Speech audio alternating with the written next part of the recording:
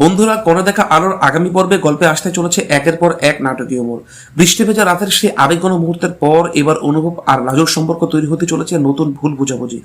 যে দুজন কিছুক্ষণ আগেও একে অপরের চোখে নিজের মনের কথা খুঁজছিল, তাদের মাঝেই হঠাৎ শুরু হবে তীব্র কথা কাটাকাটি। গল্পের শুরুতে দেখা যায় প্রবল বৃষ্টির মধ্যে গাড়ির ভেতরে এখনো নীরব হয়ে বসে আছে অনুভব আর লাজু। বাইরে টুপটাপ বৃষ্টির শব্দ আর ভেতরে অদ্ভুত এক অস্বস্তিকর পরিবেশ। হঠাৎ লাজু নীরবতা ভেঙে বলে, আপনি কেন আমার সঙ্গে এমন আচরণ করছেন? আমি যতবার দূরে যেতে চাই ততবারই আপনি আমাকে আরো দুর্বল করে দেন। অনুভব শান্ত গলায় উত্তর দেয়, আমি তোমাকে দুর্বল করছি না লাজু, আমি শুধু চাই তুমি আর নিজের কষ্ট একা বয়ে বেরিয়েও না।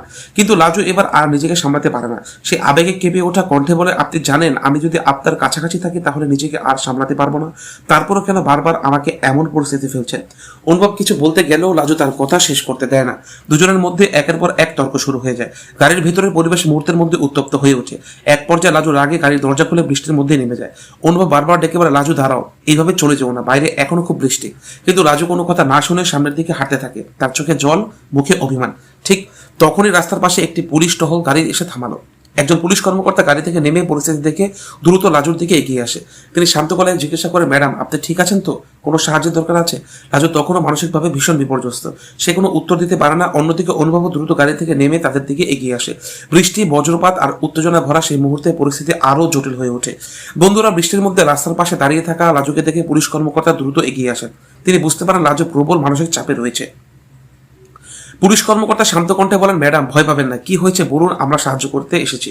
কিন্তু লাজু তখন এতটা আবেগপ্রবণ যে সে কারো কোনো কথা শুনতে চাইছিল না। তার চোখে টপ টপ করে জল পড়তে থাকে। সে বারবার বলতে থাকে, আমাকে কেউ বুঝতে পারে না, সবাই শুধু নিজের মতো করে সিদ্ধান্ত নিতে চায়।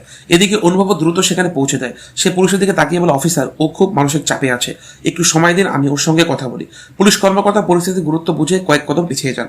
অনুভব ধীরে ধীরে লাজুর সামনে এসে খুব শান্ত গলায় বলে, লাজু আমার দিকে একবার তাকাও, তুমি যদি রাগ করো আমি সেটা মেনে নেব, তুমি যদি আমাকে দোষ দাও সেটাও মেনে নেব, কিন্তু নিজেকে এভাবে ভেঙে ফেলো না, আমি চাই না তোমার কোনো ক্ষতি হোক।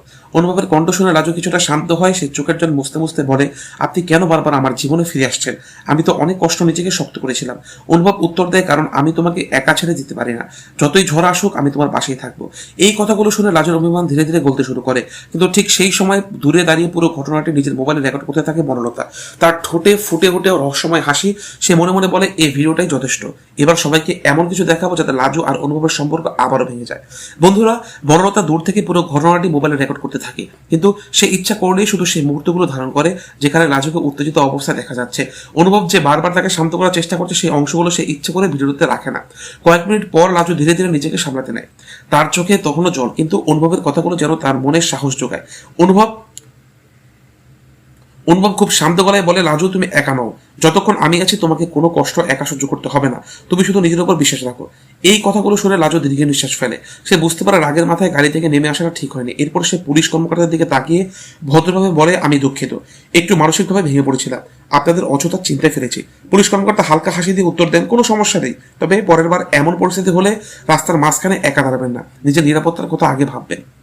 এরপর তিনি অনুভবের দিকে তাকিয়ে বলেন, ওকে নিয়ে বাড়ি চলে যান, মনে হচ্ছে ওর এখন বিশ্রাম আর পরিবেশের পাশে থাকা দরকার। অনুভব মাথা নেড়ে সম্মতি জানায়। তারপর লাজুর দিকে হাত বাড়িয়ে বলে, চলো এবার বাড়ি যাই, আজ আর কোনো তর্ক নয়। কিছুক্ষণ চুপ করে লাজু ধীরে ধীরে এগিয়ে আসে। সে অনুভবের দিকে তাকিয়ে খুব আস্তে বলে, আমি চেষ্টা করব আর পারিয়ে না যেতে, তবে আমার উপর রাগ করবেন না। অনুভব মুচকি এসে বলে, তোমার উপর রাগ করার অধিকার আমার কোনোদিন ছিল না, আমি শুধু চাই তুমি ভালো থাকো। দুজন আবার গাড়িতে উঠে বসে, কিন্তু তারা জানতো না দূরে দাঁড়িয়ে বনলতা ইতিমধ্যেই নিজের নতুন ষড়যন্ত্রের ছক কষে ফেলেছে। বনলতা মোবাইলের স্ক্রিনের দিকে তাকিয়ে রহস্যময় হাসি দিয়ে বলে, এবার এই ভিডিওটি আমি এমনভাবে সবার সামনে তুলে ধরবো যাতে সবাই ভাববে লাজুই সব সমস্যার মূল।